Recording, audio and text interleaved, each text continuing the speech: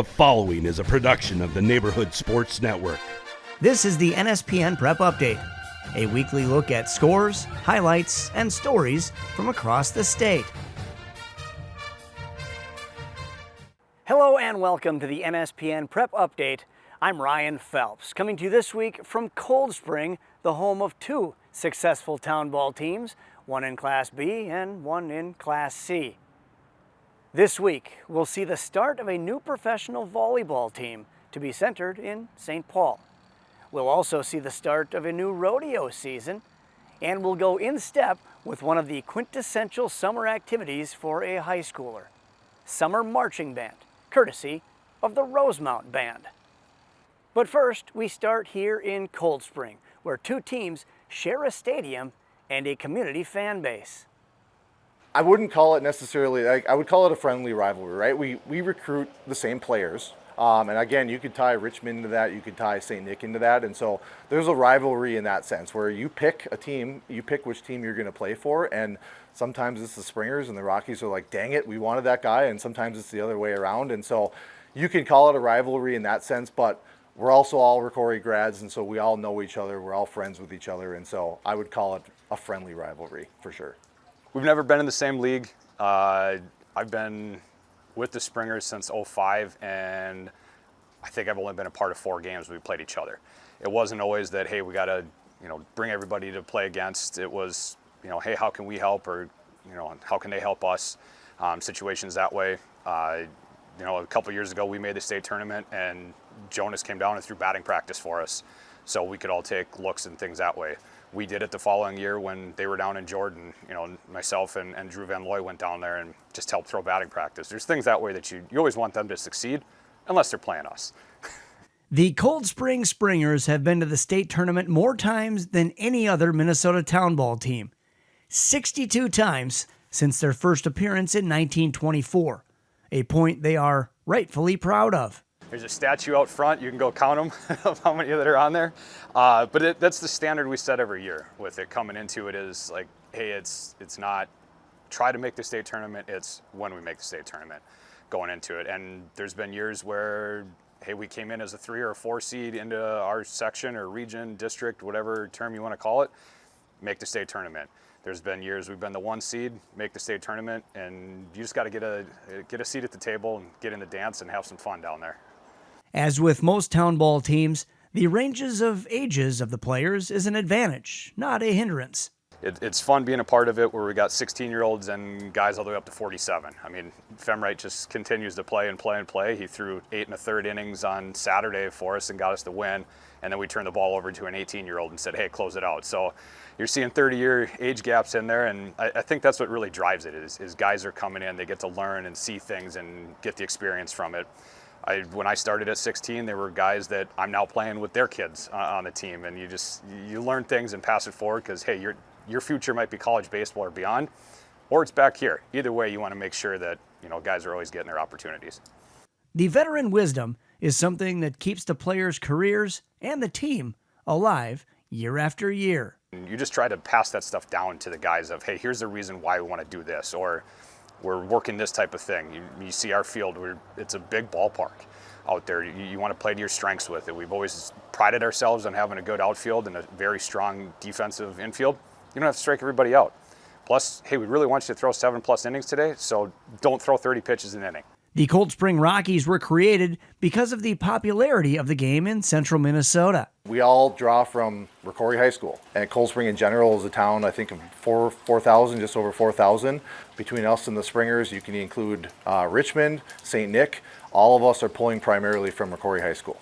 In '93 we were established, and it kind of came from, I mentioned St. Nick. There was a lot of the Cold Spring guys playing for them, and I think in 1992 they had decided they wanted to be more from St. Nick, and so some Cold Spring guys kind of got pushed away, and that's where the Rockies came from. Decided that we were going to start a team here in Cold Spring, share the park, along with the Springers and again those other teams, and so that's where we came from. Again, the Rockies' strength comes from the varied ages of the players. You just get to learn, how different guys go about their business, on the baseball field specifically, right? We play kids that are in college all the way to 16-year-old kids. And so I think a lot of it for me, when I became the old guy, was the rejuvenating part of it, right? To help kids get a little bit better at the game, teach them things that, that I took a long time to learn, and help instill,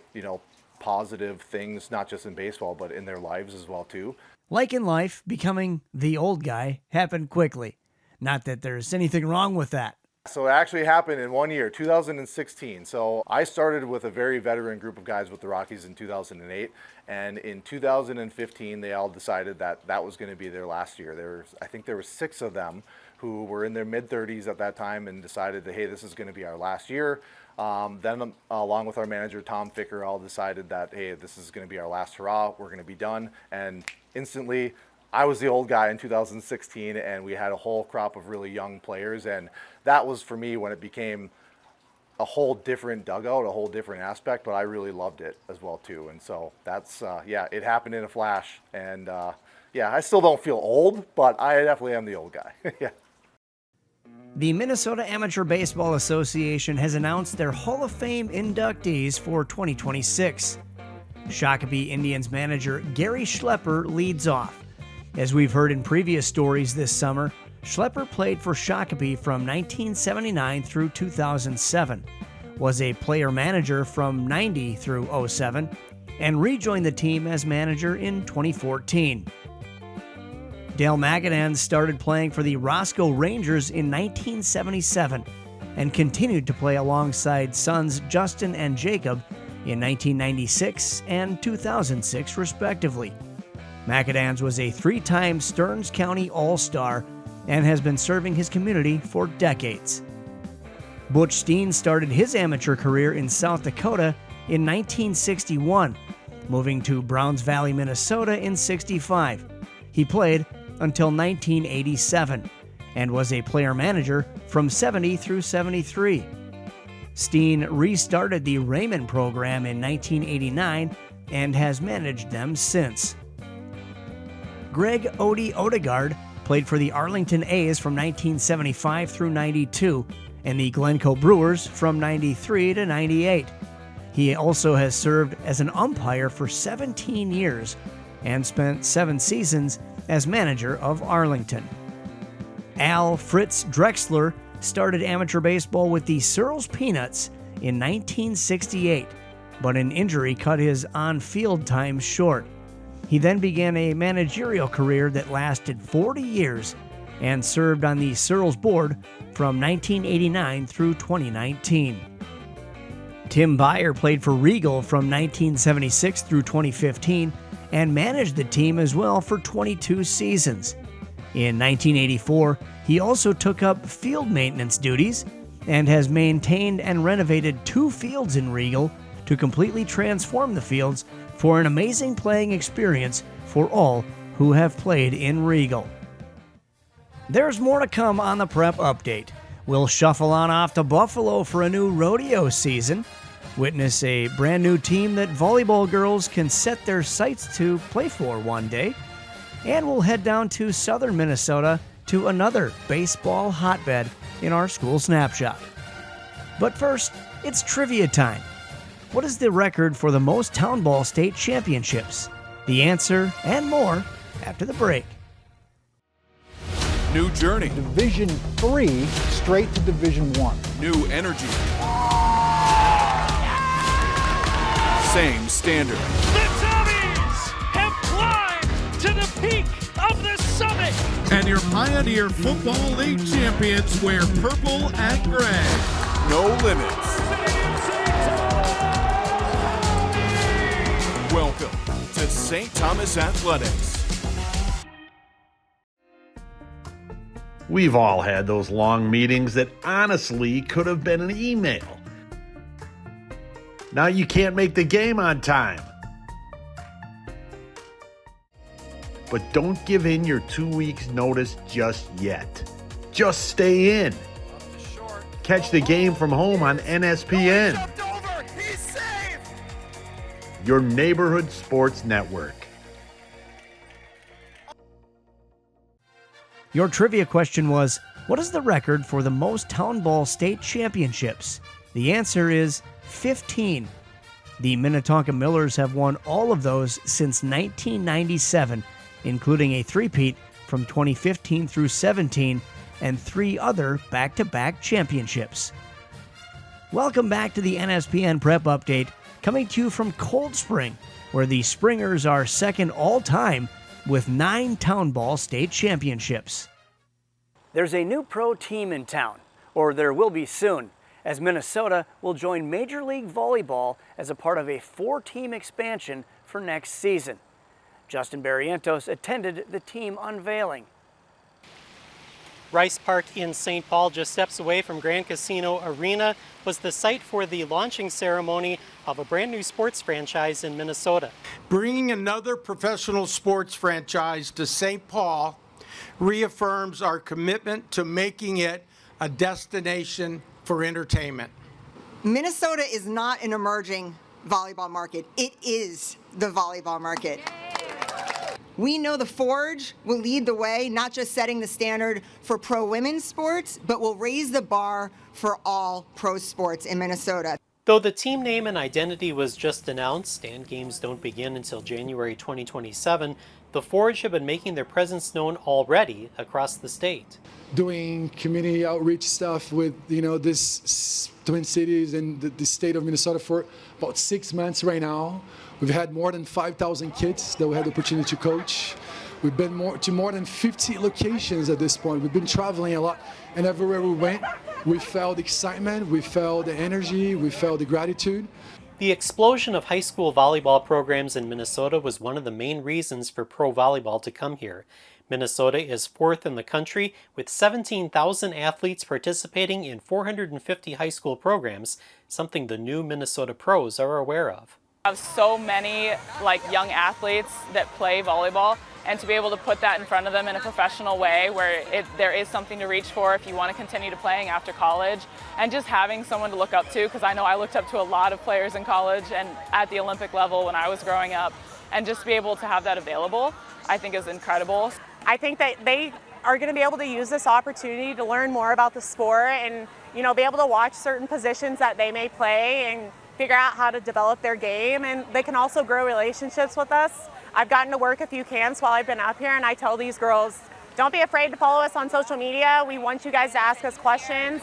I like to be very involved with the fans, so I want them to feel comfortable asking me anything, especially for these young girls. I want to be able to help them kind of further their career, and maybe hopefully 10 years down the road, they're doing camps and they're kind of teaching what I was able to pass on to them. So I think it's awesome.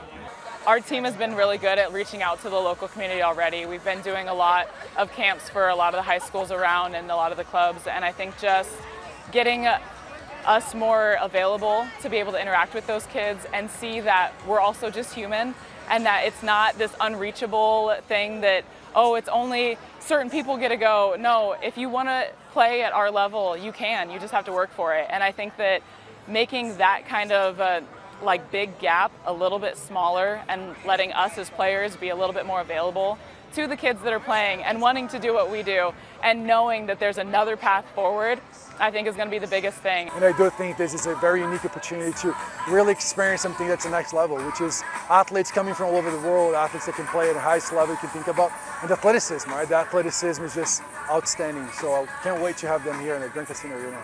Reporting from Rice Park in St. Paul, Justin Barrientos, NSPN. Let's go! Let's go! Yeah!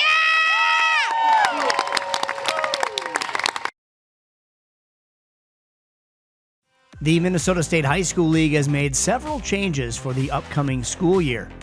In girls volleyball, all state championship games will be played on one court consecutively instead of these staggered times as in the past. This year, the championships will be November 14th at Grand Casino Arena in St. Paul. Class A will be at 1 p.m., 2A at 3, 3A at 5, and Class 4A at 7 p.m. Boys and girls basketball will see their tournaments pushed back. The girls will play March 24th through the 27th, and the boys March 31st through April 3rd. Both tournaments will have the championship at Williams Arena, while the boys will hold some games at Target Center. The delays are due to the University of Minnesota reserving Williams Arena for the first and second rounds of the women's NCAA tournament, and Target Center hosting the first and second rounds of the men's tourney. Cross country has a new home for the state championships. The University of Minnesota has arranged to sell the Les Bolstad golf course to a housing developer, which had also hosted the cross country championships. This year, the MSHSL will use Majestic Oaks Golf Course in Ham Lake. The new site will host its first championship on November 7th. Discussions continued for girls flag football to be pushed to emerging status, the final step to make the sport an official sanctioned sport by the league. However, there continues to be concerns about venues, which already host lacrosse and track and field in the spring. Also, the current sport, sponsored by the Minnesota Vikings, is 5-on-5, while the model approved by the National Federation of High School Sports is 7-on-7. Discussions are expected to continue before an official vote will be taken. And finally, expect to pay more at the gate for playoff tickets. Boys and girls hockey state tickets will increase $2 per, as will boys and girls basketball quarterfinal tickets. Base price tickets for other sports will be $10 for students and $15 for adults. It has been at least 5 years since the last increase in playoff ticket prices. It's hard to believe, but high school students across the state are already gearing up for sports and activities, with practice beginning for some this week. But the quickest out of the gate, Minnesota High School Rodeo, which kickstarted competition this past weekend. Andrea Mayu went to check it out. 33, Henley Carcella, you are up. It's just a lot of fun. You get to see a lot of friends and families at every single rodeo. I love competing. It's my life. I did the team roping, the tie down, the breakaway, the shoot dogging, and the ribbon roping. I did do good in the breakaway, but you know, just got to move on. Tomorrow's a new day. I'm gonna do good tomorrow. I've been riding pretty much my whole life. I've been riding since I was 2. I've been riding 7-ish years now. I've been riding my whole life, ever since I was little, but only rodeo since I was a freshman. There's just so many fun people around us that really pushed me into it. It was a lot of fun to start meeting new people, and it just kind of pulled you in. 15,899. I did barrels, poles, breakaway, and team roping. Oh, absolutely. It's a little intimidating, but so many great families that really just want to help. I don't get that nervous, but sometimes. Honestly, it depends on the day for me. It's kind of funny though. You're nervous the whole time until you back into the box, and then it just all goes away. And then you go out there and rope your calf or throw your steer. Or Lacey Demmer with a 269. You just kind of let it happen. I'd say when it doesn't go well, you dang sure gotta stop and take a breather. Yeah, lots of patience. It's just so much hard work. You know, you have bad runs, it just happens, so you gotta come back, keep trying. I think it's just a cool opportunity for all the kids. Like what they do to go to nationals, and it's pretty fun, when you get there and you do it. I dang sure have a goal to make it to nationals every year, and same goal as everybody, try to be world champion. So much fun to be back, and so many great families, great support system. Good job, Taylor. 23, 189. It's dang sure a lot of fun. You get to see a lot of friends and family, and I dang sure recommend it.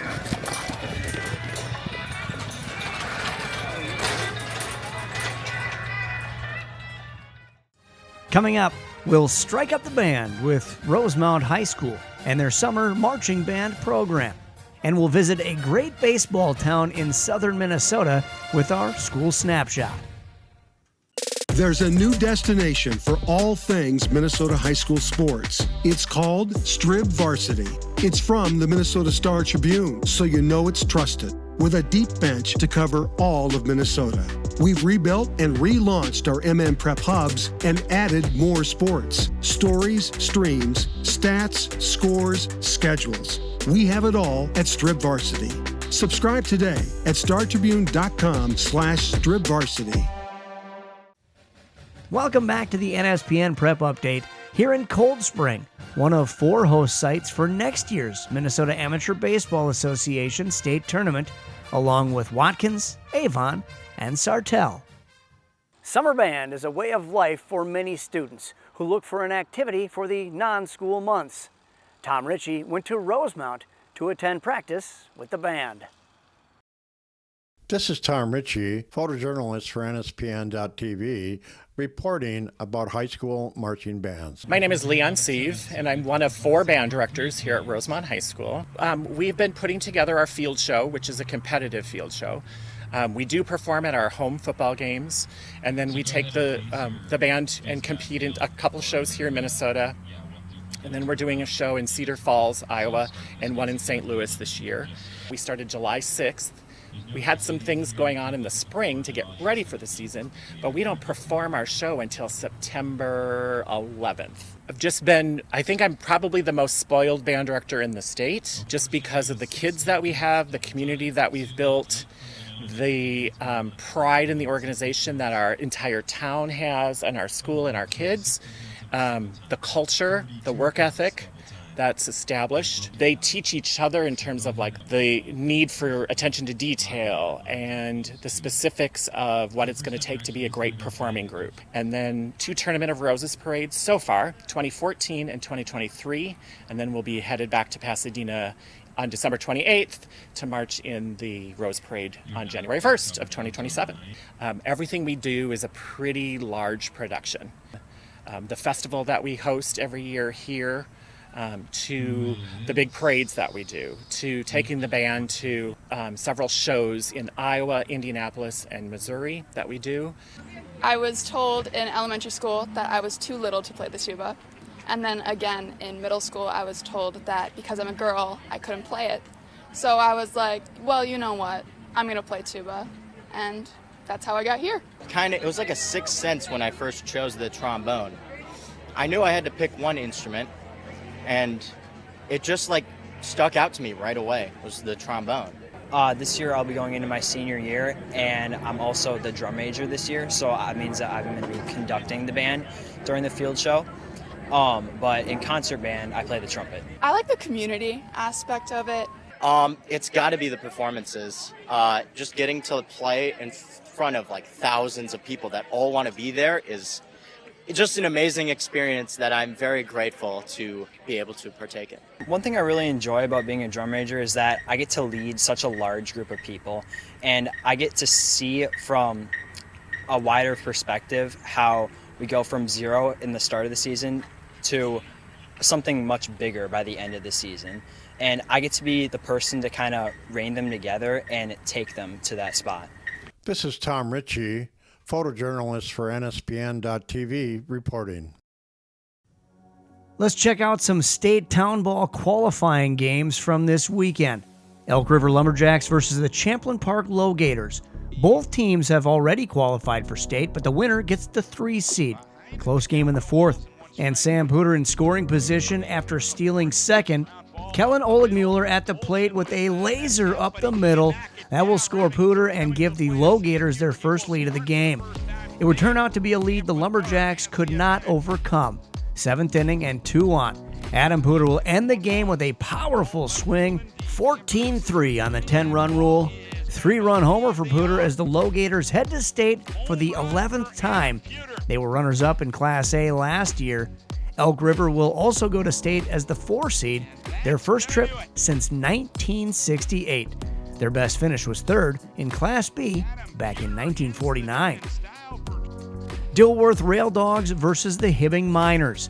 Rail Dogs with a 1-0 lead in the 3rd inning, but the game would change, as it sometimes does, on just one swing. Dylan Headley with a 2-run home run over the tall right field wall. That gives the Miners a 2-1 lead.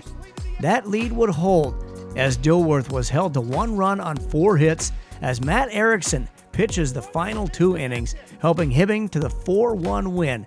Hibbing to state for just the 8th time since 1927, and their first appearance since 2023. The Avon Lakers versus the Nisswa Lightning. Bottom of the 7th inning, and Nisswa up by 2. That is until Nate Deshane connects for a 2-run home run. 4-run lead for Nisswa. 2nd home run of the game for Deshane, who had 3 of the 4 RBIs for the Lightning. That would be enough for Blaine Hardy, who closes the door for the save, striking out 2 in the final inning to send Nisswa to state for the 5th consecutive season, champs in Class C in 2022, second place in Class B last year. They'll look for their first Class B title starting this weekend. The Albertville Anglers versus the Cold Spring Springers. We have to feature this since we're in Cold Spring, right? Springers needed to win 2 on Saturday to advance.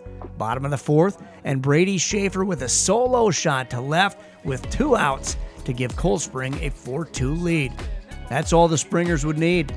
Nolan Vanlooy on the hill to close it out. Springers win 12-3, and we need to update the monument outside the Cold Spring ballpark. A new record 63rd trip to state for the Springers as they capture the 3 seed in District 1B and go dancing once again. The Mora Blue Devils versus the Quamba Cubs. Region 1C Championship. Quamba down by a run. Carter Gamal on third. Jagger Steiner on first, and Logan Parker Schoberg at the plate. Schoberg lifts a fly to left field deep enough for Gamal to tag up and score the tying run. It stays tied until the bottom of the 11th. Bases loaded for Caleb Cook, who singles in Tanyan Black with the walk-off winner. Quamba wins 5-4 and will win the Region 1C Championship and go to state again this year and last, the only times Quamba has qualified for state. The Perham Pirates versus the Urbank Bombers. Urbank lost to Perham 4-3 earlier in the tournament. Would there be revenge? Caleb Gimble thought so. He adds an exclamation point to the Bombers' lead in the 6th with a solo shot that might not have landed yet. But as you can see, Perham battled back. Bottom of the 9th, 2 out, runners at first and second. Season on the line with Austin Hadley at the plate, and he laces a ball to left center. Motoring around third is Hunter Hagen Miller with the state berth sealing run. Bombers win 5-4 for their 5th ever trip to state, and you have to feel for Perham. Walked off twice in one day, losing in the championship game to New York Mills earlier in the day. The Millers are the 1 seed from Region 11C, and the Bombers are number 2. The Clearwater River Cats versus the Mora Blue Devils. This game was tied 3-3 heading into the 12th. Last chance for both teams to punch a ticket to state. The River Cats have exploded in the 12th to take a 3-run lead and now have the bases loaded for Zeus Schlagel, who may have made this baseball explode. A grand slam adds some emphasis to the offense in the 12th. Home half the 12th now, and Jake Harper on the hill.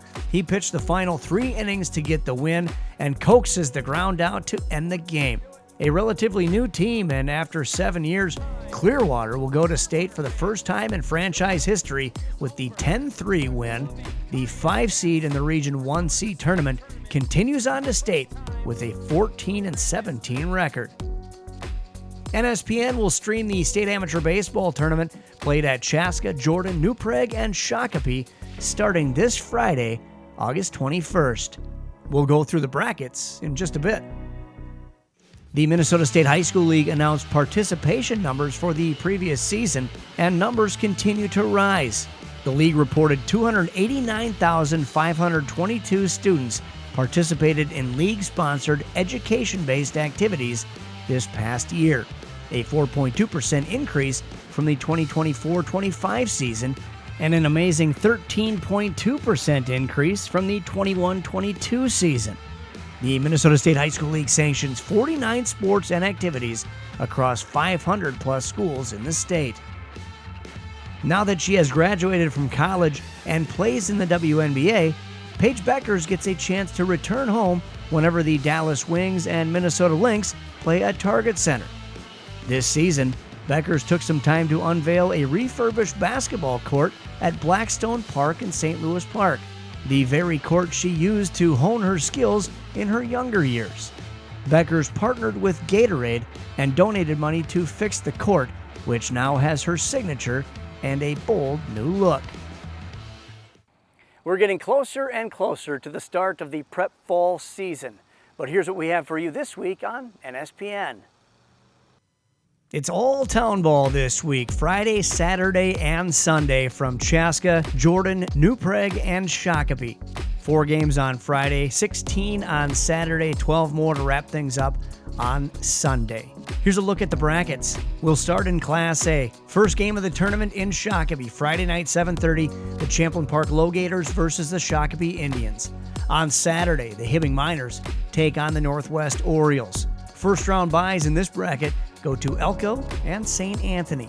Next up, we've got the Meesville Mudhens taking on the St. Paul Hops on Saturday in Chaska. On Friday night, the Chaska Cubs play host to Air Freight.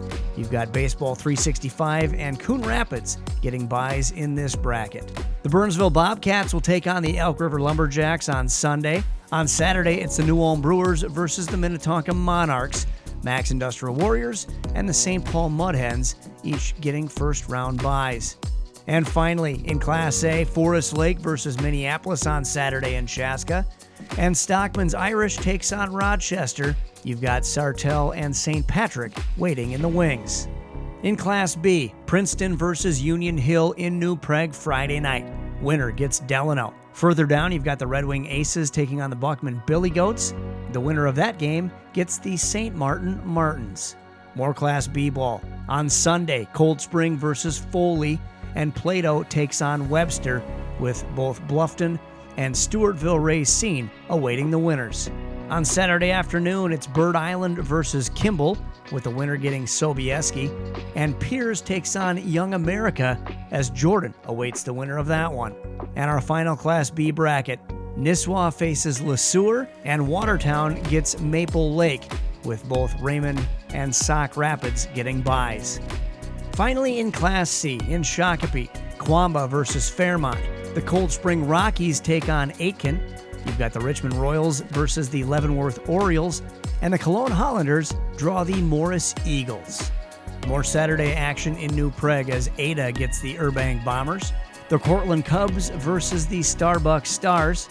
St. Peter Saints draw the Luxembourg Brewers, and it's the Waseca Braves taking on the Brownton Bruins. More C-ball. The Hanska Lakers versus the Waterville Indians. That one's in Shakopee. The Atwater Chuckers versus the Nimrod Gnats. You've got the Wyndham Pirates taking on the Clearwater River Rats. And the Litchfield Blues versus the Granite Falls Kilowatts. And our final bracket. The Glencoe Brewers take on the Howard Lake Orphans. That one's on Sunday. New York Mills versus New Prague, the host team, Saturday morning at 11. Piers Bombers versus the El Rosa Saints. That one's on Sunday afternoon. And Sunday morning in New Prague, it's the Dumont Saints versus the Laverne Redbirds. Time for our school snapshot. That's where we get to know the towns, schools, and communities outside the playing field.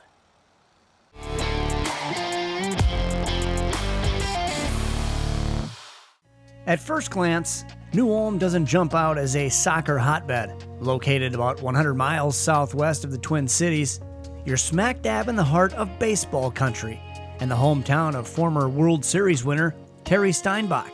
And it's no surprise with their baseball blood that their only school championships came on the diamond, 1 for the boys and 2 for the girls. New Ulm High School is one of the oldest in the state, founded in 1857. And currently enroll just over 700 grades 9 through 12. They're housed in a much newer school built in 2016, which encompasses over 167,000 square feet. Part of their great academic tradition includes their Career for Technical Education, CTE, and includes programs like automotive repair, auto body repair, construction trades, cabinetry, business, manufacturing, fabrication, welding, and more. In their activities, the Eagles soar as well. They say their arts and athletics build characteristics that will support a successful program and a successful future for their students, wherever their path may lead. That's it for this episode of the NSPN Prep Update. Special thanks to everyone here in Cold Spring, especially David Jonas and Brad Olson for welcoming us here this week. Next week, we'll start our Townball State Tournament coverage in Chaska for the first weekend of competition. Our producer is Justin Barrientos, editor Jake Loftus. Our creative director is Hannah Strenger. For Andrea Mayu, Tom Ritchie, and the rest of our NSPN team, I'm Ryan Phelps, saying so long from the Neighborhood Sports Network.